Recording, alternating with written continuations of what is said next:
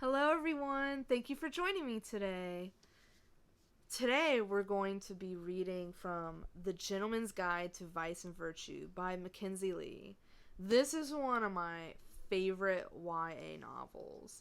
It is an alternate historical fiction with a dash of fantasy and a lot of sizzling LGBT romance and a crazy amount of witty humor. It is freaking hilarious. Definitely one of my favorites. It is about three teenagers that are going on a grand tour around Europe together before they have to go to their adult lives afterwards.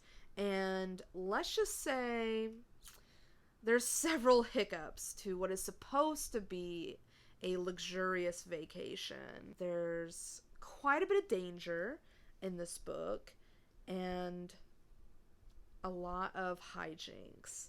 So I'm going to read two bits from this book. One of them is relatively short, and I'm going to start with that one first. And it's just an introduction into what is a great romance story. So I'm going to start now. Chapter 3. The great tragic love story of Percy and me is neither great nor truly a love story, and is tragic only for its single-sidedness. It is also not an epic monolith that has plagued me since boyhood, as might be expected. Rather, it is simply the tale of how two people can be important to each other their whole lives. And then, one morning, quite without meaning to, one of them wakes to find that importance has been magnified into a sudden and intense desire to put his tongue in the other's mouth. A long, slow slide, then a sudden impact. Alright, that's all I'm going to read of that. Moving on to the clip that is one of the action scenes. High danger and quite thrilling. So I'm going to start. Behind us, I hear the horses scream, and then the clatter of the coach wheels. I don't dare look to see if Lockwood and our company are making their escape as well. I'm too afraid of catching my foot on something and falling, and I can hear the bandits chasing us. The underbrush is crashing, and there's another gunshot. But we keep running. I don't know how long we can go for. I am somehow feeling both as though I can sprint all the way to Marseilles, fed only by fear, and as though my pounding heart is getting in the way of my lungs, making it hard to breathe deep enough. My throat is starting to feel raw. Here, here, here, Felicity cries, and pulls me over a ridge slick with leaves.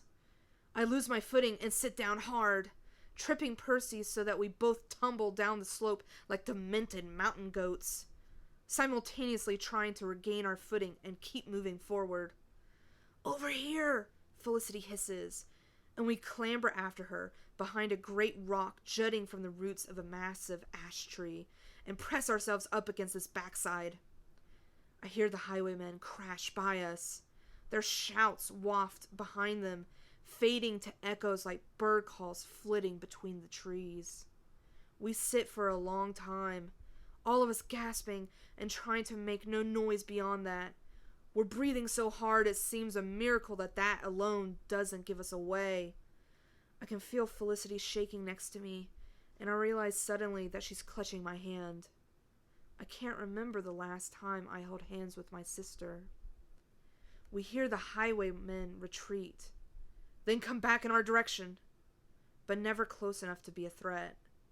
Eventually, the noise of them fades into silence, and the force is nothing but the crackle of the trees. The rush is starting to fade, and a swell of pain goes through my palm. I peel my fingers from between Felicity's and shake my hand out a few times, wincing. I think I broke my hand. You've not broken your hand, Felicity says. I should know. It's my hand. Let me see it. I pull it up against my stomach. No! Let me see. Felicity grabs me around the wrist, then mashes her fingers into my palm. I yelp. It's not broken, she says. How do you know? Because it's hardly swollen, and I can feel that the bones are all still intact. I don't know how Felicity knows what bones are meant to feel like. But don't tuck your thumb into your fist next time you punch someone, she adds. I'm also not clear on how Felicity knows the best way to throw a punch. I look over at Percy. He's got his violin case pressed to his stomach, 2 fingers stuck into the pair of bullet holes now etched into the edges, as though he's plugging a leak. What do we do now? He asks. Go back to the carriage, I say. It seems so obvious. Felicity's brow puckers. Do you think we could find it again? We'll get lost. Or ambushed. They're highwaymen, I say. They want money, and then they run. They'll be long gone by now. I don't think those were highwaymen. They were looking for something. Something they thought we had. And they seemed rather determined to murder us for its possession. Is that what they were saying? I was sort of panicking. Do we have it? Percy asks. Have what? I say. We don't know what they're after. Felicity flicks a leaf off the hem of her dress and then says, If any of us is smuggling, now would be the time to come forward. And then they both look at me. What? I protest. Well, out of all of us, you seem the most likely to have picked up something, she replies. Did anyone drop something in your pocket while she had her tongue down your throat? I'm about to complain, but, rake that I am, that tasteful phrasing on Felicity's part pricks a sudden vein of memory. One hand strays to my pocket, tinted around the outline of the trinket box I took from the Duke of Bourbon. I had forgotten entirely that it was there. Oh no. Percy looks sideways at me. Oh no, what? I swallow. I'd first like it to be noted that I am most certainly not a smuggler. Monty, he says, my name sopping with dread. And, I continue overtop him, I'd like you to both remember just how much you adore me and how dull your lives would be without me in them. What did you do? I pull the box from my pocket and hold it flat on my palm for them to see. Stole this. Alright, that's all we're reading for today. If you want more, you can check out the ebook on the Overdrive app with your Harris County Public Library card for free. If we all like it enough, then maybe we can talk about it together for our teen book club.